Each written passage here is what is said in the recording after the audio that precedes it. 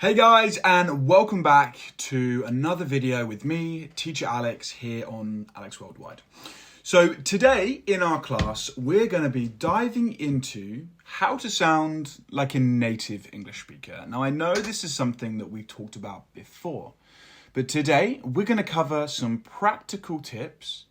We're going to explore some nuances in English and even do some practice together. So let's start our journey to fluency. So to begin with, one of the most difficult but important things to sound like a native speaker is using expressions and idioms. Now, idioms give English their colour. Native speakers use them all the time and they don't even realise they're doing it. For example, to spill the beans. Now, this means to reveal a secret. Similarly, break the ice refers to easing that social tension when you first meet someone. So let's practice using these. Imagine you're at a party. Try saying, I'm not good at breaking the ice, but let me spill the beans about my new project. By doing this, you sound so natural. You're using idioms and expressions that only a native English speaker would feel confident using.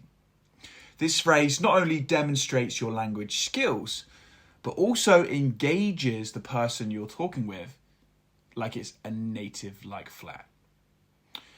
Another point to consider when sounding like a native speaker is your use of vocabulary. Using the right words in the right context is so important. You could ask, well, what do you mean by this? Well, consider these two words, watching versus seeing a movie. So watching a movie implies active viewing. You're paying attention, while seeing could simply mean you just attend the movie. Let's practice this with a sentence. I saw the new Marvel movie last night, but I was so tired I barely watched it. Notice how changing one word alters the meaning there. And these are two words that mean very similar things when you first look at them. But that's the power of precise vocabulary. So it's so important to really understand how we use each word in context. The next thing is cultural references. Now, understanding cultural references, well, this is going to add so much depth to your English. For instance, saying something like, this is like Narnia, suggests something magical or surreal.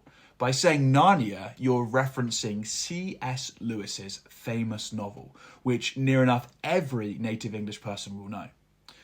Practice using this in a sentence. When I first saw Times Square at night, it was like stepping into Narnia. Now, this might sound strange, but a native English speaker will understand what you mean. You mean it was magical. This not only showcases your language skills, but also demonstrates your understanding of this English-speaking culture. Try it out. There's nothing to lose, and even if you do make a mistake, it's going to push you to keep improving. Let's now consider grammar nuances. Now, grammar can make or break your fluency. So let's focus, first of all, on the correct use of articles. Saying the USA is correct because USA is a specific name of a country. This requires the definite article the. Now, try forming a sentence. I plan to visit the USA next summer for a road trip. Now, this usage demonstrates not just grammatical correctness, but also sophistication in your English skills. Let's now consider the next area, pronunciation and stress. In English, how you stress syllables can change the meaning of a word completely. Take record as the noun and record as the verb. These are both spelt the same, but we pronounce them differently to mean different things. Let's practice. I will record a new song today. I hope it becomes a hit record. By stressing the first syllable in the noun and the second in the verb, you are now practicing native-like pronunciation patterns. You notice it's the same word, but we pronounce it differently to mean two different things. Record, record. Okay, let's look at some common challenges that you will face. Mastering sounds like th, and the rolling R is crucial. Try this sentence for th. I think that this theatre is the best. Notice the different th sounds in think, voiceless, and that, voiced. Now for the R. The rural route to the river is rough. Focus on the rolling the R and see how it changes your pronunciation. These practices will refine your accent when you speak English, and it's going to bring you closer to sounding more native.